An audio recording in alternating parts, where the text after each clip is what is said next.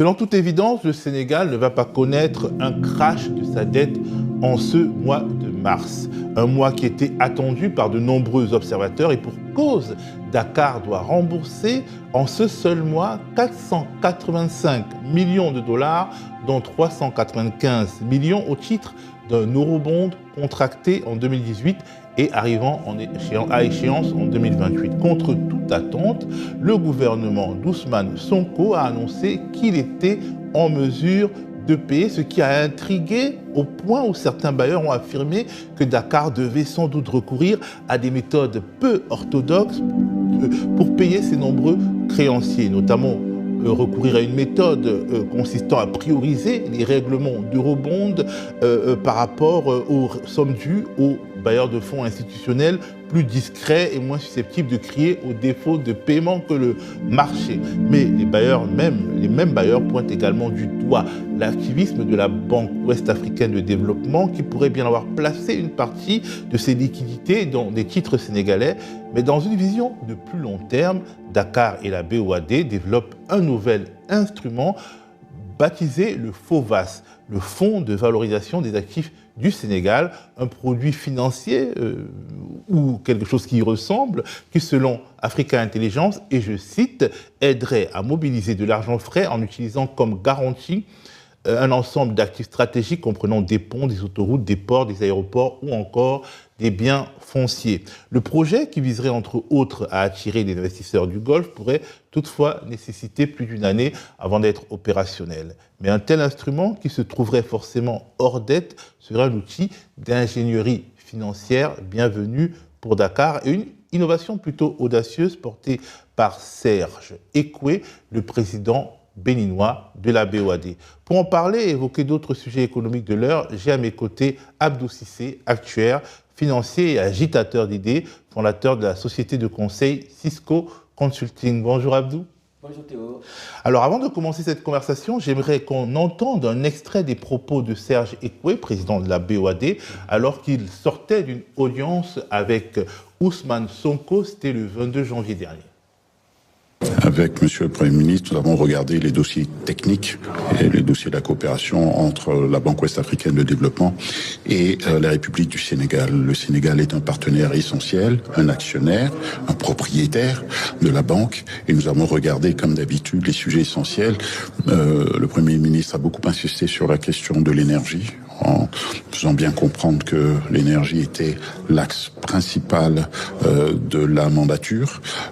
Il a souhaité savoir quelles étaient les dispositions que la BOAD prenait dans ce cadre. Nous avons ensuite évoqué les questions de financement, le sujet de la dette, des voies et moyens que nous avons sur la table aujourd'hui pour faciliter le dialogue avec la communauté financière internationale.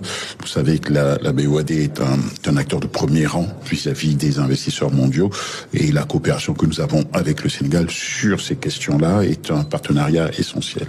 Et nous sommes très confiants dans la capacité de la République du Sénégal à faire face à ses obligations internationales. La BOAD, qui est un acteur important de la communauté financière internationale est confiante dans la capacité de la République du Sénégal à faire face à l'ensemble de ses obligations. Alors Abdou, quel est le regard général que tu portes sur la posture de la Banque ouest-africaine de développement face à la crise de la dette sénégalaise? Merci d'abord pour l'invitation et je pense que la dette sénégalaise est aujourd'hui à l'ordre du jour, tout le monde en parle. Et la BOAD est une banque ouest-africaine de développement. Donc une banque de développement qui vient appuyer un pays de la zone, non seulement pour son développement, mais surtout pour le sortir de son endettement. Pour moi, c'est quelque chose de très correct. J'ai un regard mais très positif par rapport à ça. Rappelez-vous, ici, j'avais suggéré le fait que chaque pays ait sa holding financière de développement et que la Banque ouest-africaine de développement puisse faire la mutualisation.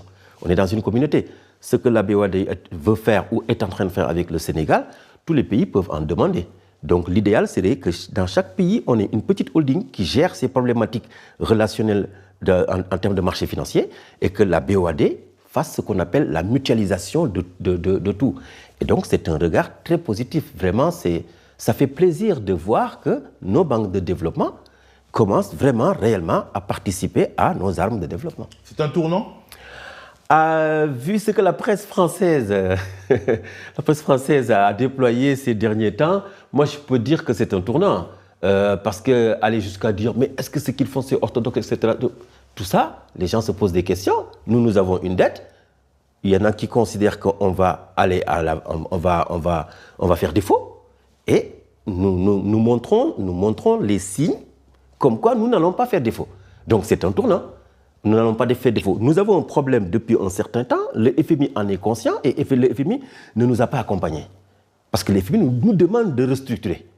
Le gouvernement du Sénégal, que ce soit le Premier ministre, le ministre des Finances, le ministre de l'Économie, que je salue, mais ils ont dit on ne va pas restructurer, on a une dette, on va se débrouiller.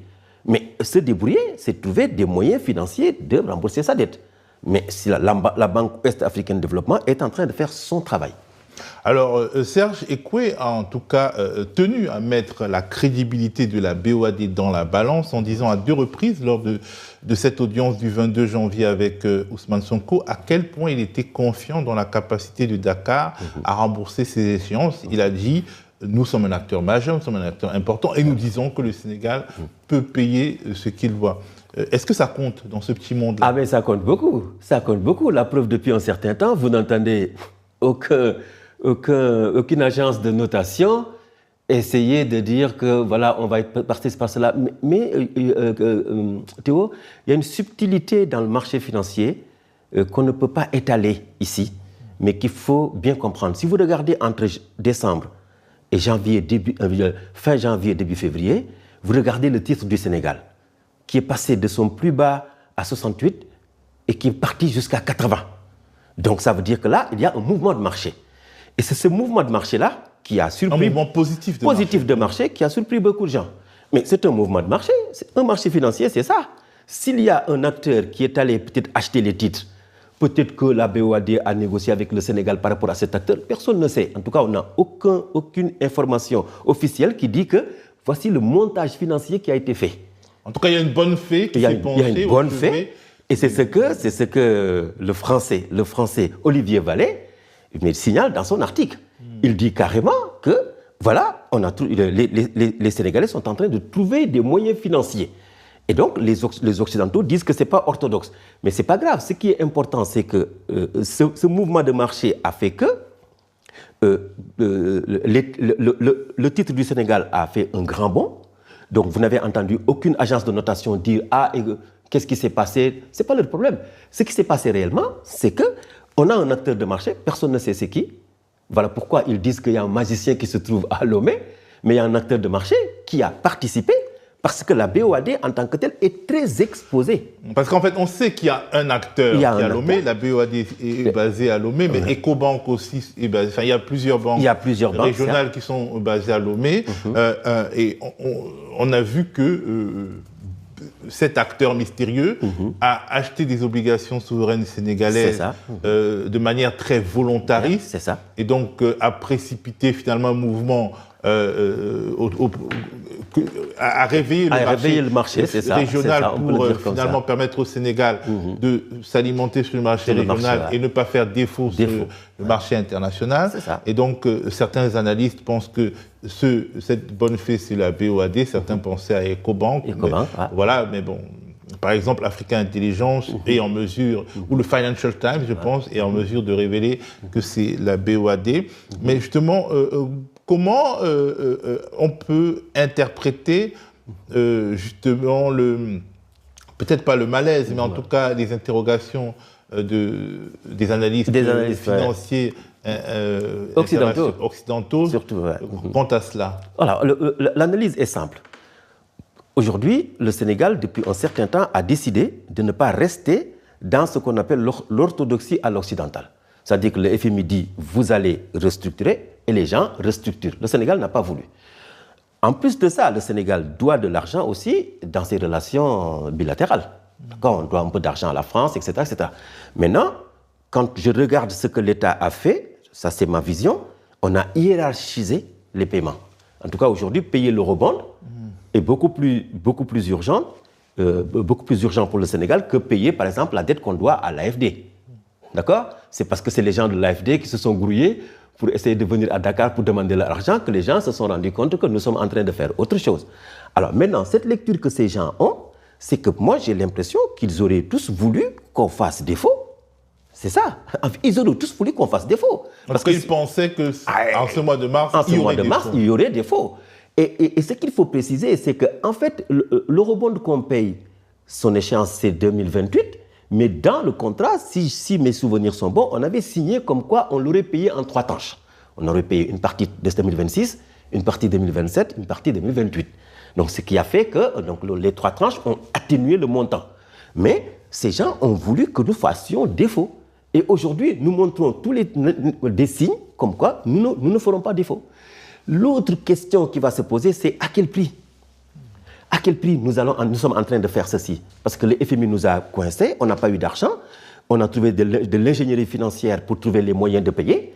On va payer, mais à quel prix? Parce que les taux d'intérêt sur le marché dans lequel nous sommes les plus actifs, c'est le marché local, les taux sont encore extrêmement élevés. Mais c'est quand même une solution.